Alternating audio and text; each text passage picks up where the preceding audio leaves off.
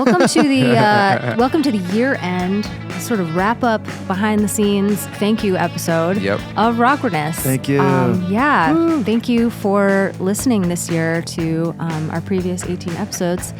I can't believe that we did it. We did it. We did it. Thanks to all the guests. Yes, thank you so much for making our first season possible. And for taking a chance on us, right? Yeah, I know. All of our guests have just sort of... gems.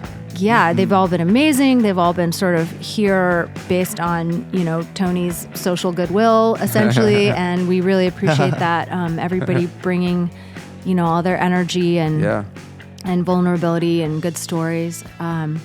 It's just really been a journey to get here. Mm-hmm. We like to talk about people's songwriting journeys, but this podcast has been a journey too, and actually much longer than you might think.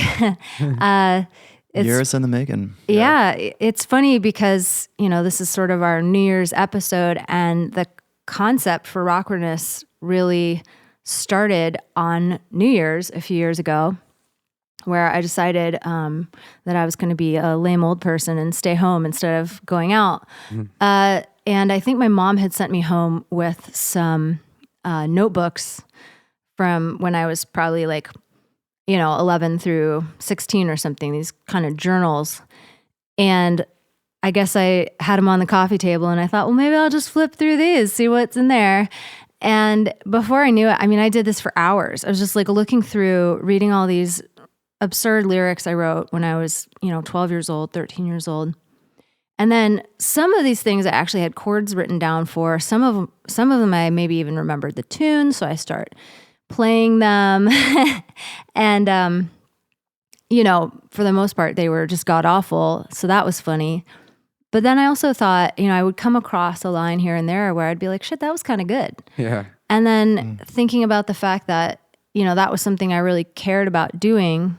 And yet I never played a single one of these songs for anyone other than my mom and possibly my best friend. And this is multiple notebooks full of song attempts. So the fact that they were all just sort of secrets, more or less, is sort of wild. And I just thought, wow, I can't be the only songwriter who has these, just, little early attempts at artistry. And I thought, gosh, it's sort of a shame that none of these things get heard, because it's sort of not even about whether they're good or not. It's about, the fact that you're this young person trying to do this thing. And, there's so much fear involved with, sharing your voice or your thoughts or whatever.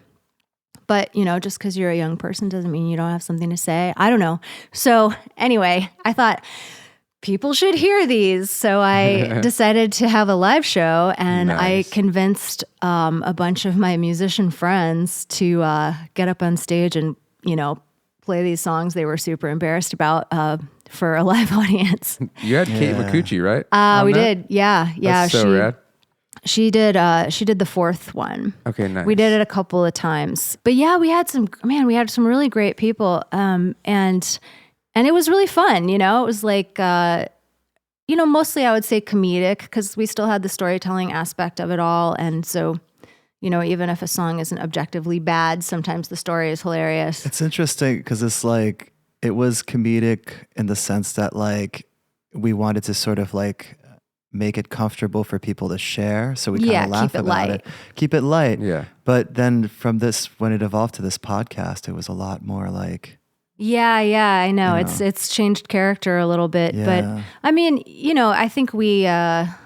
think this is sort of, I guess, we like to go back as early as possible. So we're talking about adolescence, and how emotionally intense is it to be an adolescent, right? Things are both very, very serious and sometimes very, very ridiculous. Yeah. So, it's kind of that balance. We sort of like to explore that, I think. That was the live show. That was really how it started, was focusing on the first songs. And it was even what were the first chords you learned, and you learned G chord. Oh, here's a nice little spoiler. So that little tune that you've been hearing at the beginning of every podcast is the first chords, rock chords I learned on guitar, and that's a song that like, if you call it a song, it's a chord progression. Yeah. Played. You wrote that in high school, right? Yeah. Yeah. Or when I was a teenager. Yeah, I love it. Yeah. So Rose came up with this show and she did these live shows at Silver Lake Lounge. Yeah. And actually I got Terence to do it. We knew each other from the music scene, the LA, yeah, we'd played some shows together. Scene. Yeah. And I guess, I'm just trying to think. I guess I must have just hit you up directly, but Terence was one of the brave souls that volunteered to, share their silly little teenage songs with the world. They had themes. I remember like the Rawkwardness 2.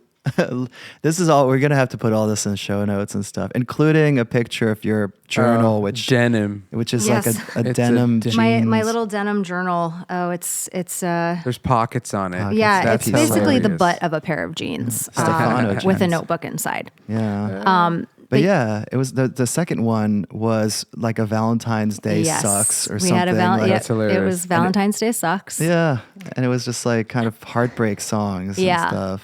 Yeah, that was really fun. I had kind of forgotten about that. Yeah. But yeah, Terence became one of the sort of Rawkwardness all-stars. He was like one of the people that was most enthusiastic about the theme or the concept, I should say. Yeah. And so after I think maybe the third live show, I was kind of like, well, that was fun. Maybe I'm done with this. And Terence was like, no. We do not stop. We're not done with this. We're going places. And so, we did another live show. I recognize, to give you another shout out at this year's end, you really tapped into something, finding your own journals, where it's like, it's not only just about revisiting who you were when you wrote those songs, it's also just about acknowledging to the world the process of just what it takes to kind of get to where you go. There's the pressure with a lot of musicians, right? Where they feel like they need to be very results oriented, very perfect from the beginning. And oftentimes it takes a really long time to get there. It does. Yeah. I mean, there's some saying about this, which I cannot remember, but this idea that like basically no one is actually an overnight success, even someone who looks like an overnight success. And that's sort of, I guess, kind of the point here is that like everyone starts somewhere, and even people who are incredibly good at what they do probably were at some point not incredibly good at it. Yeah. And I think, that's very encouraging, right? Yeah. Like you don't have, the first song you ever write is in most cases not going to be very good, but if you want to write songs, you keep writing songs, and at some point you will be good at it. I don't know. That's I like how the show's evolved too, where it's like, it's not just because the very, very, very first song, yeah, sure, everyone's going to kind of like suck at and just be like, I just know the E minor chord, I'm just going to strum that and just kind of like make up a melody, or like, but it's turned into like, like I think like Alice's episode, where it's just like at the first moment where somebody connects with an authenticity in songwriting, and they kind of share and how that changes their lives. I think as humans, we all seek some form of expression to be heard and understood by each other. And so the thing that drives people into songwriting kind of has that, where it's like you have this song that you want to sing, you want to communicate, you want people to understand, you want to express something you're feeling. It's a slippery, slidey way to get there, but... Well, I like that we get to ask follow-up questions on the podcast. That's probably my favorite part. But I like that we have these like grown, polished musicians now playing their songs from 20 years ago. So it's like that's why they sound good. It's a good version because they're like good now. Yeah, bringing their present skills to their old material. Well, speaking of which, I want to go back. So like with Rose, I was championing her, and I'm like, okay, let's do a show. And we did at this venue downtown in LA, which it was not very well attended, but it had such a rockin' lineup. And Kate Micucci did it. That's so awesome. We had some other guests that I won't say their names in case like we have them later come back. But everyone was fire, suffice to say. It was a very good show. It's probably Googleable if you like look it up. But so it was afterwards that it just kind of like, grew and grew and grew. It like percolated for a while like a stew. it needed something. It was just evolving into being a much more storytelling experience, a much more like, it's kind of like a podcast. And we're like, what's this podcast going to be like? We had kind of discussed for a while the idea of perhaps making it into a podcast, but like so many things, 2020 sort of maybe made that seem like a more appealing way to go because, obviously there was no live anything for a bit. Yeah. And, fortunately that happened to be around the time that I met Tony. Tell us that story. Yeah, well, he's my boyfriend's bestie. And gosh. Hi, Spencer. Yeah. Shout out. The backyard. Shout out to the backyard and the oranges. Oh, yes. Season 1. Yes, the oranges. We recorded our whole season in Spencer's backyard with the oranges and the squirrels and airplanes and metal grinding on the and plane, Free my G. shouting neighbors and God knows what else. That was a whole year. Acorns. Yeah, that was awesome. Yeah. But how did I even start talking to you about the podcast, Tony? I don't remember. I overheard you two talking about it at, I think, your birthday at your house. And that was when? Yeah, and I overheard it and I was like, what are they talking about? And I was like, live show? So I came over and I remember I started talking to you. I'm like, but hey, hello, what are you guys talking about right now? That sounds so fun. And you guys were we talked for like an hour, but you guys basically said, yeah, it was fun, but we can't like really find a lot of people to do it. It's like hard, the consistency to getting guests all the time, and I was like, oh, I got you. Yeah, we needed a talent buyer. I had no idea. I'm learning right now live on air that was the first time. I didn't know that. I literally overheard you guys talking. Wow, I was like, I'm so glad chilling you did. in the backyard. Yeah, this is all coming back to me now. Wow. Yeah. Yeah, that was how kismet. That was our primary hurdle because we even kind of like did a test Zoom session and sort of edited like a sort of an example, whatever. But we were just like, it was the recruitment factor, we just didn't have the Tony Tancredi touch. Well, it's funny because before this existed, it can be a very scary thing to share like old songs and like a lot of songwriters, Oh yeah. Understandably so. We're like, I don't know about this podcast. People we approached going like, that sounds like the scariest thing I've ever heard. Yeah. No, thank you. Just shut the hell up. You're like, no, absolutely not. I will not play the most embarrassing song I ever wrote. Yeah. It took Tony's trust. That's right. Like I said, Tony's goodwill. Tony's social shout goodwill. out to everyone who did season 1. I owe you guys. It's really, guys and gals, I owe you all. You guys are amazing. Everyone showed up. We owe you all an air freshener. Yes. Which we have now. That's super random side note. Which has an orange because it's a shout out to Orange County. Because we want you to be able to smell the situation. While we're recording. The backyard. Yeah, while you're listening, you can now smell oranges. The hidden guest of the orange in the backyard. Well, Tony was really the missing link. This is a song about a superhero named Tony. It's called Tony's Theme. Da da da. No, truly though, I think Terence, we can agree that Tony was the missing link, the secret sauce. There was a car that had no fuel. It's basically like we had a Tesla and we were trying to put fuel in it the whole time, and then Tony's like, plug it in. Yeah, all we had to do was plug it in. We just needed to plug it in. You guys are so sweet. Tony. We got ourselves a tasty little snack. That's a callback to the very first intro, right? Yeah, I think so. Yeah. Anyway, nostalgia. It really is. Well, in all things, really about having the right team. Yeah. And I very sincerely, Tony. Tony was kind of the missing piece. Terence and I had concept and we had ideas and we had maybe some lofty ambitions, but we just didn't have the extra push to just like get over the hill.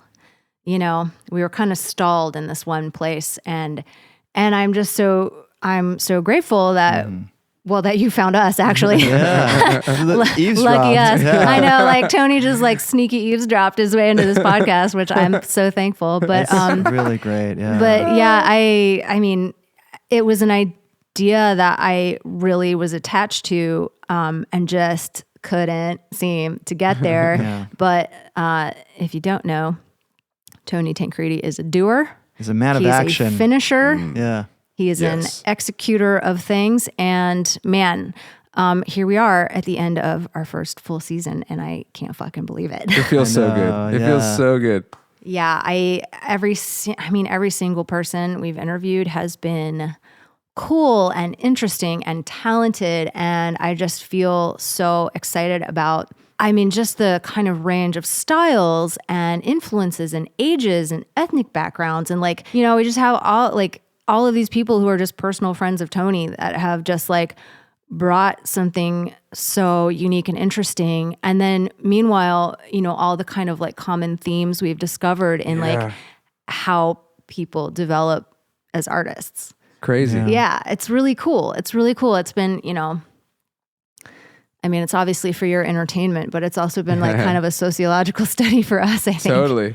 I feel I've learned a lot. Yeah. I think everyone's learned a lot. Yeah. It's really, yeah. And stylistically, some of our guests have been people I, already listened to. And then some people, I wasn't familiar with their work at all. And now my Spotify algorithm is so confused now because, I had never listened to anything like Atreyu, for example. Yeah. And so then I listened to a ton of Atreyu, and Spotify's like, well, what do you want from me? Do you like metal now? I don't understand. Yes. But Tony, you got started a different way, right? You started playing in a church band. Is that how you first picked up an instrument? Pretty much, yeah. I was like, we need a bass player, so I just learned how to play bass. I was terrible at it. What was the bass? I had a Samick first. Oh, cool. Yeah, it was like a black. It looked like super generic. And then I begged my mom for a bass, and I was like, please, please, please. And she got me a Music Man for Christmas. Those are nice. Yeah, it was like a lot of money, and I was so stoked. And I played Why that for a long Music time. Man? I thought it was cool. I think those No active Effects had it, picks or MXPX. There was a couple Face to Face, or I forget who, but a couple bands back then that I was listening to all played Music Man. And yeah, it feels like very SoCal, Totally. Orange County Music Man. Yeah. Sugar Ray, I feel like. Probably played a Music Man. Yeah. Yeah. But then I took up drums. Yeah. Because I saw, it just was again, I think they needed a drummer, and it just looked fun. And then the first time I hit a drum, like a snare, I was like, oh, I should do this forever. This is kind of the most fun thing ever. How did you work that? Because drums are a tough sell for parents because they're expensive and they're loud and you can't turn the volume down. So how did you work around that? Oh, my parents were both musicians, so they kind of got it. They were like, yeah, and my mom's, my parents are super cool. And my mom was always like, yeah, just, you can not have a bed or put the bed up on its side while you're playing your drums, and you could do it. And I'm just like, thanks, Mom. Your mom's like, you could just not have a bed in your bedroom. And I think one time I did that. I think I moved the bed out into another room, and I just set up my drum kit, and I was just palling around the house, That's amazing. But they were very nurturing in that way. So that's so cool. Shout out to my mom and That's dad. wild. Tony is do you ever see That Thing You Do? No, I've never seen that. What? I know. Hold on. I'm sorry, you guys. Let's stop the podcast right now and go watch it. Okay. Yeah. Okay, stop. And we're back. Rose, what did you think? What a great movie. Oh my God. I love the O-Neaters. Oh my God. Wait. Well done. But yeah, Tony's the Tom Everett Scott character, the drummer who comes along, and the podcast was just kind of or the Rawkwardness was oh, we have these songs or something. And then Tony comes along, he's like, no, you want to play this beat? And we're like, you're playing too fast. But it's just this is kind of we have a 3-piece band, sort of. I love it. Power trio. Yeah, power trio. Yeah, we are a power trio. Respect. Oh my Yeah. God, Yeah. yes. He's a drummer. My favorite kind of group. It's a triumvirate. I feel like I'm the bass player in this situation. You're the singer-songwriter, and he's the drummer, I'm the bassist. A drummer / recording engineer. You know what? If we were, let's see. If we were ruling the Roman Empire, who was the triumvirate? It was Pompey, and I forget the other ones because Latin was in 7th grade and I don't remember. You lost me at wait, I heard Roman Empire. I don't even know what triumvirate means. Did you say triumvirate? You got to double back to that. A triumvirate. Because you can't just say a word like that and expect that I know it. I don't know that word. Well, He's a drummer. I'll tell. Yeah. Triumvirate is it's essentially an emperorship, but it's 3 leaders. So three leaders sharing the duties theoretically equally. Well, it's funny. That's cool. 33, 33, 33. I love it. And then- 3. That's our motto here. And 1% for Ziggy or something. Yeah. Oh, Ziggy. Ziggy's my Pop. dog. Ziggy is like the dude who plays tambourine. Ziggy plays the band. But he still triangle. gets like $600 a triangle. night. Yeah. Ziggy just barks during our recording session Yeah. sometimes. That's what Punk. happens. That's his musical contribution. So Terrence, you starting to play, how did that go for you? I mean, you said you had the telly, but Yeah, well, no, I mean, like, my mom had a Gibson J45 that she bought in like nice. 68 or 69 or something, and like Berkeley area, San Francisco. Like, she like lived there, and she was really into like Joni Mitchell and like. oh my God, my mom too. Yeah. And also lived in the Bay Area in the I wonder the if they knew 70s, each other. actually. Wouldn't that be trippy if they knew each other? That would be amazing. insane. Yeah, that'd be really cool. Yeah, and so I would like mess around with that guitar and like had piano lessons when I was younger, but like, yeah, she had a book on like finger picking and stuff, and so I got really into finger picking, and Jeff Buckley like came along, and I was just kind of like, oh, cool. But like, that kind of helped me hone in with like what I like about music in terms of like voice, and I like the sound of like, I've always loved the sound of like electric guitar, like clean, and so like Billy Bragg and Jeff Buckley, but even like people like Jonathan Richman, just like their deliveries, and just like he's got like man, so many songs of just him playing by himself, and like there's one where he does a monologue about Bermuda, which is kind of like it's Random. yeah, it's show notes, but like That's the safe word, by the way. Yeah. Show notes. Show notes. Gosh, I remember like, of course, when Smells Like Teen Spirit came out. I mean, that was like, okay, kids, everyone listening in who's like, born post 1900s, late 1900s. Like when Smells Like Teen Spirit came out, it was a thing. It was just kind of that was definitely like a clarion call to like, if that's an expression you don't know, it was definitely kind of like just a radio signal to everybody who was that age at the time. Terrence, what's radio? Radio is, it's kind of like TikTok, but it's like, in your car. Or in your bedroom, but that's also TikTok. So yeah, it just, when that song came out, Smells Like Teen Spirit, it was almost like just everyone was just like, yes, that.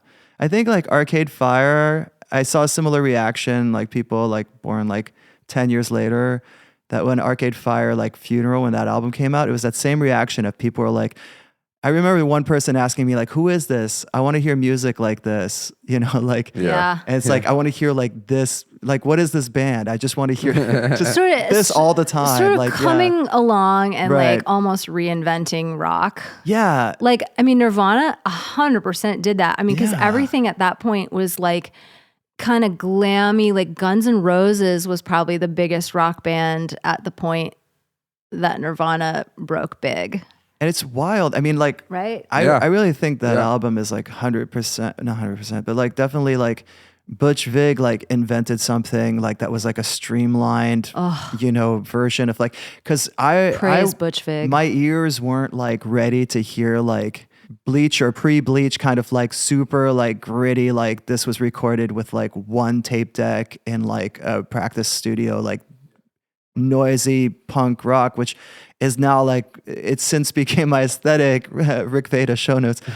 At the time, like with the sea of all like radio produced like music, to have like music like Nirvana fit in there sonically and just also communicate what it communicated, that was something that's like, that I hadn't heard that before, and it opened up the gateways to like all kinds of things. That was the biggest magic trick of like 1991. So I think this kind of like is a good time to say that like we are, of a certain age. So we Except Tony. Well- Tony's Oh no, I'm old. well Tony and I are elder millennials, as I hate to be called, and I'm a Gen X. Yeah, Terrence is like legit Gen X. So a lot of our cultural references are kind of going to be pretty heavily 90s-ish, Yeah. I would say. You've probably noticed that already. But I'm gilding the fossil. we hope you appreciate that. I don't know what that means. But I loved it though. it's pretty. we're learning to use TikTok just for you guys. Oh my goodness. And I think we're really getting the hang of it. Yeah. Oh, yeah. A few months in. Yep. Yeah. You know what I Oh, do it's love like- about TikTok is it encourages authenticity, and so does this show. Yeah. Well, that is Oh, man. that is kind No of our truer words. goal. Like we really don't want anybody to try and prove to us that they're cool, because we know that. I wanted to kind of talk a little bit about Tony's sort of musical journey, only because basically all of our guests have sprung from those connections. So what's your sort of, Cliff Note music career story? I think we talked with a couple people, but I remember in Kyle Mars's episode doing it for the wrong reasons, right? I think you said like social cachet, the chicks, like whatever, right? Fame. And that's why honestly I started playing music. Well, my parents did. So I was always like, oh, that looks fun, and I think I'm good at it. And then the church. And then after that, getting a little bit older and being like, oh man, girls. I could, girls like guys in bands, and let's do this band thing, and like all my friends were playing music and it was fun to play with them. I think Billy Joel had the same outlook. I mean, I think Yeah. a lot of people, until you start like getting serious and you're like, oh, wait a minute. Like, cause that's what happened. And then I got serious with the band, the Union Line. Then you realize it's work. And I'm like, oh, this is work. And actually this could be a career. This is what I really want to do. And then Mount Osa, we did some stuff. We got a record deal. It was really fun. Or actually the Union Line got a record deal. And then we became Mount Osa. But anyways, Show notes. Yeah, show notes. That was all fun, and I'm glad I did it. I love those guys so much, and they're a huge part of my upbringing. But I would say, in the last couple of years, I've come to an epiphany that I need to be on the other side. I'm not really meant to play music. I don't think I'm meant to connect dots for other people, You're like talking artists I about love. You're our drummer. I mean, I'm giving them up. I'm giving them up. I think I need to be on the other side. I like tour managing and doing sound. Well, it's also because you found your girl, so now you can... Yeah, right. Exactly. You don't need to get chicks anymore.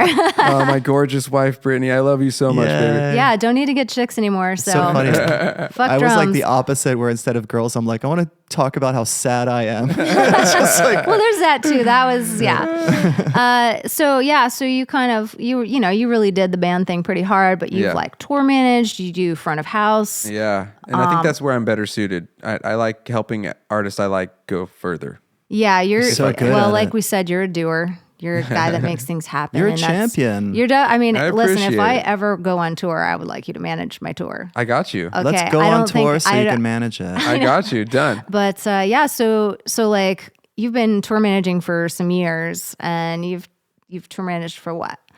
Borns, right? Yeah. Borns. Well, his was more front of house. I did for him. My buddy Dan was tour managing on that tour. And then I just got back on a run with Sun Little. We hit from LA to, far east, New York and Boston and all that. And let's see, I've been out on the road with the local natives. Mm-hmm. You just did that little mini tour with Jaws of Love a couple months ago. Shout out Kelsey Air. Yeah. Tour manager for Wildcat. Wildcat did sound for them. They were amazing. I'm blanking right now. What I was your mean, well, Ella favorite, Voss. Oh, Ella Yeah. Voss. Well, I played. I didn't really tour manager. Oh, you played. That's right. You Yeah. played with her. I So played Ella Voss, episode 10. drums and bass. Yeah. Yeah, Ella Voss. There's that episode great 10. video of you playing drums with Oh her. God, with Yeah. everybody in the white, the Those white are room. those are in the Ella Voss show notes. Well, we're dropping Deez show notes too. Oh yeah. And Deez show notes. Deez notes. Deez notes. But yeah, so this is like maybe gives you the listener a little taste of how Tony happens to just know everybody. I mean, it's crazy. Like we go basically anywhere that there is some sort of music happening, and Tony's like, "Oh hey man, what's up? Oh hey man, what's up? Oh yeah, I knew him from way back. Oh yeah, we toured together. Oh yeah, me and John V shared the crack in the tour bus. The crevasse. Crevasse, yeah, yeah. It's Yeah, it's fancier. funny that now that I'm having a Sam Lopez moment where I'm coming full circle here, but how I overheard you guys talking about Rawkwardness, that's kind of like my vibe. I'm just now realizing is like I insert myself into these situations. Like I'll just hit somebody up and be like, hey, you don't know me, but we need to work together because I really like you. Tony, and then sometimes it works out, and it's kind of awesome. you're like the guardian angel who's just like, who needs help? Like- Spidey senses tingling. Exactly. Okay. Yeah, and it's then like you go into what's- people's lives and make them What's better. the angel from It's a Wonderful Life? Yeah, you're Clarence. Yes, I'm Clarence. Terrence. You're Clarence. I love it. Yeah. And she's Florence. Florence, Terrence, and Clarence. I love it. It's the year end. Is everyone enjoying their champagne? Yes. Yeah, We're I not mean, drinking champagne. boy, Speak The for people yourself. at home. The people at home. Yeah. yeah, I'm drinking imaginary champagne at the It's moment. like imaginary dragon champagne. I just kind of want to briefly, we kind of wanted to like introduce ourselves a little bit About as time. hosts. Yeah, I know. Yeah, it's yeah, about yeah. time. We're 18 episodes in, but It's December 27th right now. it is December And 27th. You have hopefully it was far listened. too long. Yeah, you've hopefully listened to 18 episodes of us talking. Yes. What are your names? Yeah. Yeah, we'll just give some sounds. Could Go you ahead. please just email us all of your names? Just your name. Anyway, And first instrument. Oh, that would be amazing. Yeah. That'd be so Actually- amazing. Please actually, do. you know what? Comment on our photos with that stuff. We love it. Yeah. Like, Yeah. please Name and first feel instrument. free to Or not to even interact. name, just like first instrument, Yeah. if you had one. Feel free to interact with us on social. We would really enjoy that. Because, you know, shouting into the void is like fun and stuff, but only if you get like a good natural reverb. Yeah. Echo. So to introduce ourselves, I mean, you just kind of heard, you know, Tony's sort of music career story. Myself, I wouldn't say I have a music career, but I've been playing music for a long time. You know, I started writing when I was a teenager just because I was angsty and I wanted to like get my feelings out. And I had, I think, 2 bands in high school. And then, you know, I got a boyfriend my junior year that sort of distracted me from any of that. As they do. As they do, really Boyfriends. do. Freaking And- boyfriends. Oh man, he's a tech millionaire now. God bless him. Is Then it Elon Musk? it is Elon Musk. Well, that would be a billionaire. Come on. Oh, that's true. No, Math. it's not. It's definitely not Elon Yeah, Musk. math. But I had one kind of terrible band my freshman year of college, and then I took about an 8-year hiatus from music generally. I mean, to the point that actually this, my 25-year-old acoustic guitar, I actually tried to sell a couple of times because when I first moved to LA, I was broke, and I was like, maybe I can get $200 for this. But luckily, nobody legit ever took me up on it. You know, cut to I'm about, 26 or so. And I meet this girl at my job. I do props for film and television, in case you're curious. And she goes, "Oh, me and my boyfriend are starting a band." And I'm like, "Oh, that's cool." She's like, "Oh, you should come hang out with us." That's right. And I think I said, "Oh, I used to play bass." And he goes, "Oh, well, you should play bass with us. Join our band." And I'm like, "Dude, I don't even have a bass. I haven't even played a bass in 8 years." And he's like, "It doesn't matter. We're just having fun." That's so good. Yeah, well, Rickett Baker, basically it went from being not a part of my life at all to being the central focus of my life for, the last decade or so. Rickett and I were in 2 bands together. Wells of Rickett was the band I joined back then. We did that for a while, and then it sort of morphed into The Picture in the Frame, which we did for several years, put out a couple records together. And, he moved back to Atlanta, which made me very sad, but it worked out good for him. What was the bass like you got? Was that the Hofner? Well, I've had a couple basses, but I'll get back to that in a moment. Yeah. So I kind of necessarily went solo. I put out a couple of records under the name Good Witch. And now I'm a little bit in stasis. I've been focusing on this podcast that you're listening to right now. Yeah. It's not the end. I think we all still care about music. So whether, Yeah. we're actively like trying to tour or something isn't really the point. Yeah, I feel you. See, that's season 2 is we all continue somewhere. Everyone starts somewhere and then we all continue Yeah. somewhere. Yeah, but the cool thing about music is it never goes away, right? Like, Yep. you record something and it exists forever, and then you can always pick that guitar back up. Don't sell it. No. Don't sell that guitar. It's a 'cause dumb move. You can pick it up any It's a day. dumb move. I bought a bass from this guy named Pete, who was the bass player for Fall Out Boy. No, it was it was kind of a cool local band in like 2008, and I can't remember the name right now, but they were like one of the cool East Side bands, and he had bought it for his 5-year-old daughter thinking it was short scale, but it wasn't. So it was like bright pink. Aw. Yeah, and so I played that for a while, and then I bought a Dan Electro Longhorn reissue from my homie Danny Rowe. Oh, that's a callback to your childhood. Those are pretty sweet. That was like Weezer's first bass. It was a cool too. bass. I kind of regret. Matt Sharp was playing one of those. I regret selling it. I know. Every time. Dude, Don't sell it, guys. Do not sell it. Well, and I sold it. I think I sold it mostly because my ex-boyfriend, who was my boyfriend at the time, bought me a Hofner. And I just didn't really have the kind of space to store all these instruments. So I was like, okay, I guess I'm just going to, but I sold it for too little. Weens. And I do love the Hofner. But funny story, we ended up, the pink bass, what was that, like sort of a Fender sort of body? Or it was some kind of generic thing. I mean, it was sort of what you would think of as being like a classic bass shape. Sure. Like a jazz. Yeah, jazz bass kind of look to it. But we ended up using it in a music video for the picture in the frame, in which we submerged it in a pool. Hell yeah, there it is. Yeah. So it Destiny met. Yeah. So it served till its last, but that it's in a watery grave now. Aw. But we've all had musical adventures. Terrence, you were in a band for a while as well. Oh, geez, yeah. Well, playing music and stuff. It's funny. This is probably like an episode on its own, but there's this thing that happens where it's like, as an artist, as musician, like you kind of like, sometimes you'll like meet musicians that just are doing it so well that you're like, well, they're so good, maybe I'll just stop. I get that. and then if you're not careful, you just kind of like live vicariously through them. And so I'd advise against that for anyone who's kind of in a position like that. Keep doing your own thing and keep playing it, even if you don't think you're as good as the people who are next to you. Yes. To put it that way. But yeah, so playing music, and gosh, I mean, this is a whole thing with Rick Veda. There's a lot to Google there, but like, I don't know. I got into meditation, and I got into Sanskrit chanting, kirtans, which, satsangs, and they say so much. And it's just really like playing harmonium and just doing that. And so that's a whole episode. And then, I met Steve Martini, playing with Spaceship Martini. And then just played with like just a bunch of other people, like Nadine and Terence. And that's how we met. What was that duo called? Nadine and Terence. Oh, nice. Nadine et Terence. Yeah, in French, because she sang in French and English and Spanish and Italian.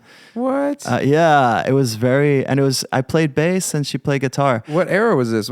This was about 2008, 2009. Oh, nice. Yeah. And she's in So a band probably now not on Spotify. called Our Last Summer. Aw. Her band Our Last Summer is definitely on Spotify. Okay, Nice. Sweet. But that stuff would not be anywhere out there? No, but Show notes. Come on. Yeah, show notes.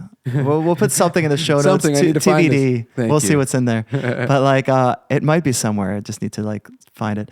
Yeah, and I played bass. I was like the guy. Like, it was the same thing where it's just like people kept telling me I was a bass player just because I'm tall, and I'm like, no. That's hilarious. And it's I just like, started to believe it. Yeah, I feel like that's a lot of bass players end up doing that. You're a bass player. You should just play this. And Yeah. You're like, okay. You're tall. Do you play basketball? Yeah. No. Do you play bass? Yeah, I mean, seriously. Like, I was in LA. I had just moved to LA, and this guy was like, you're a bass player, right? You play bass? And I'm like, no. And he kept harassing me. Yeah. He kept being like, no, you should play bass with my band. And then finally one day he was just like, look, we have a bass, we have an amp, we have everything. Just literally just show up. Yeah. And I'm like, okay, Just show fine. up and play root notes, please. Yeah. Thanks. And I did that. And that's God. kind of what started the whole, like, okay, maybe I could play bass. But That's then I always hilarious. played bass like guitar and stuff. It's Yeah.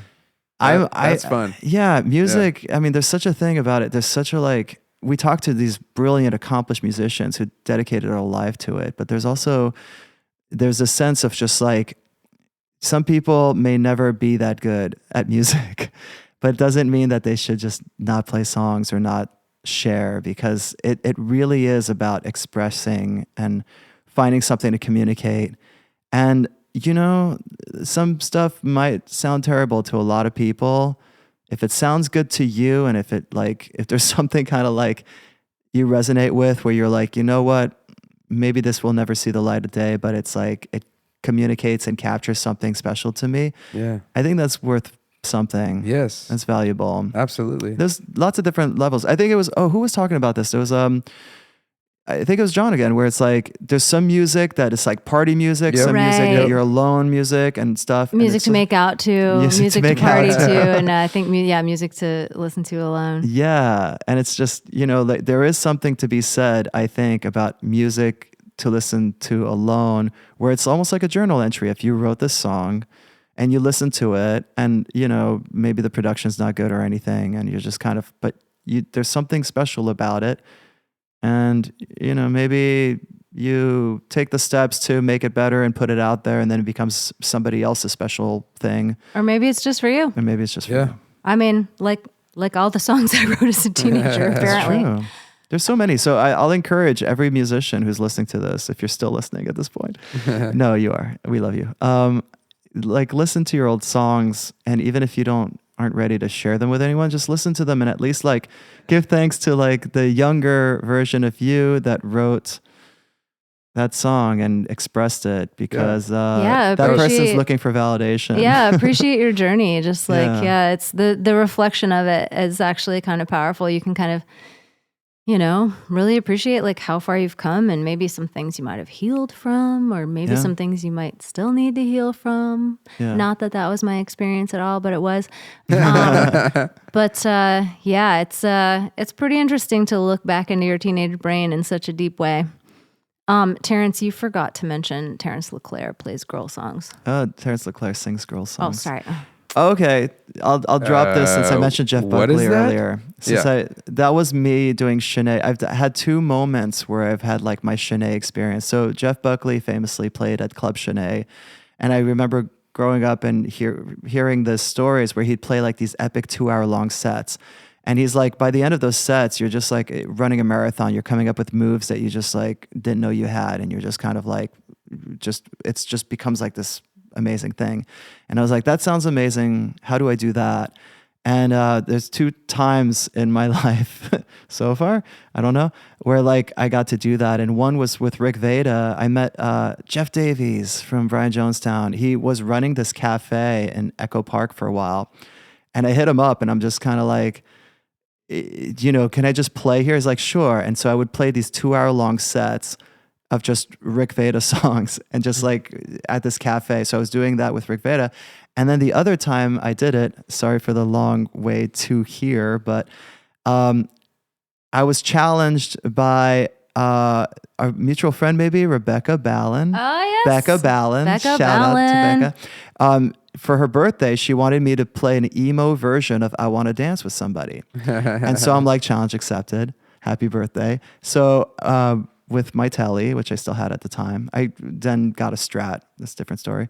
I basically played a Jeff Buckley Hallelujah version of it, of I Want to Dance with Somebody. And people really dug it. And so I started doing more covers of girl songs like that. And by girl songs, I mean like Madonna and... Well, songs performed by women. Yeah, traditionally. Yeah, I love that. You should bring it back. Yeah. It was really a thing. And like I approached it in a very earnest, sincere way. And so it kind of like, it lent itself well to comedy because people like to laugh when somebody's being truthful sometimes. Yes, they do. People are uncomfortable with artists. And I mean, I did lean into it because, you know, who doesn't like approval? But yeah, and so basically there was a show where I lived downtown.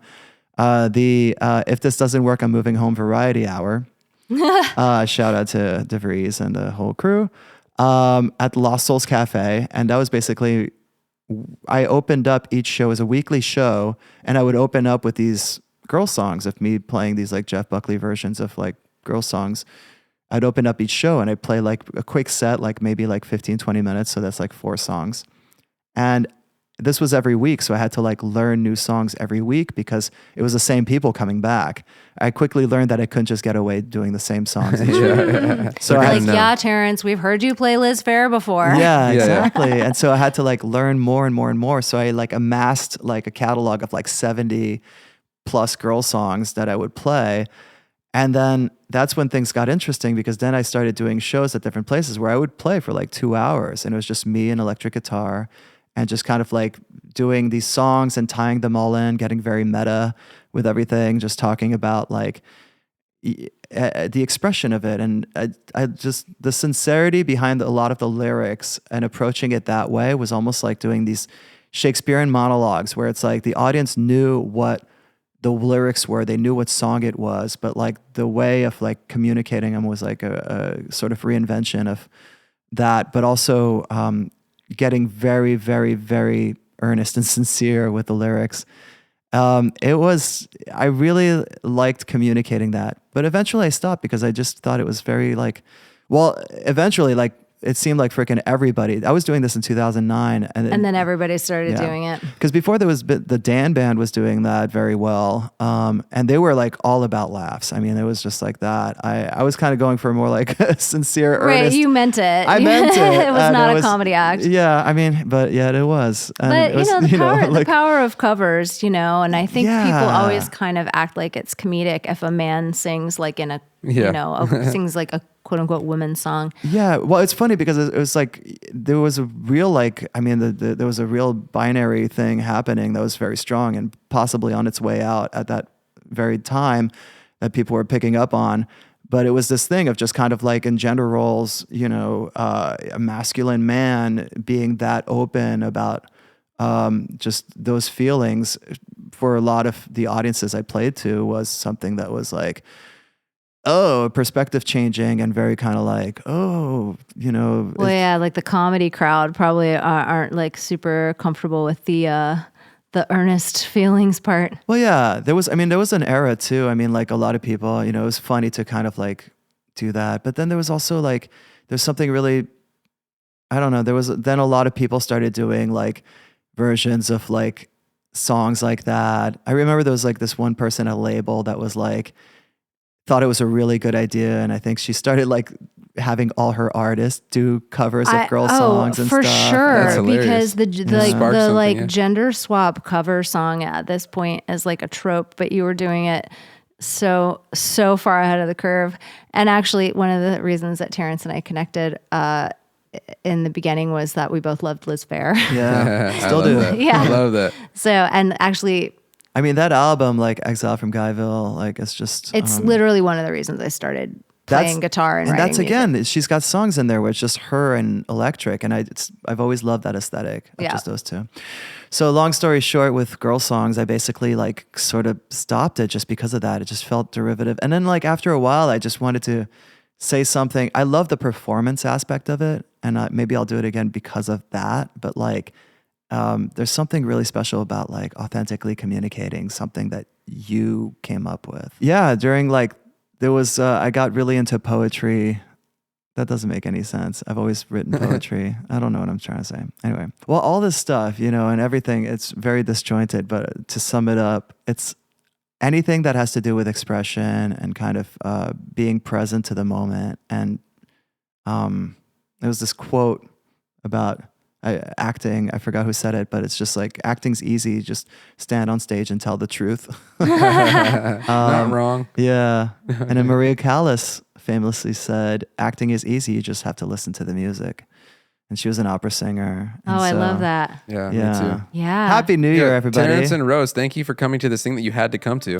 Tony, thank you for making this thing that we all came to. Yeah, guys, thanks for coming to your own podcast. Yeah, but really Happy New Year that. for sure. Yeah, and Happy New Year to you guys, and Happy New Year. Congratulations. Congratulations to you. Congratulations to you. Yeah. We made it through season 1 of Rawkwardness. Can I get I'm a so hell excited. yeah? Hell yeah. Thank you so much for coming on this journey with us. I can't believe that we all made it through 2022. It's like pretty incredible. It kind of flew by, but here we are. Yep. This is episode 19 and the season finale of season 1. Oh, and, man. yeah, wow. We did it.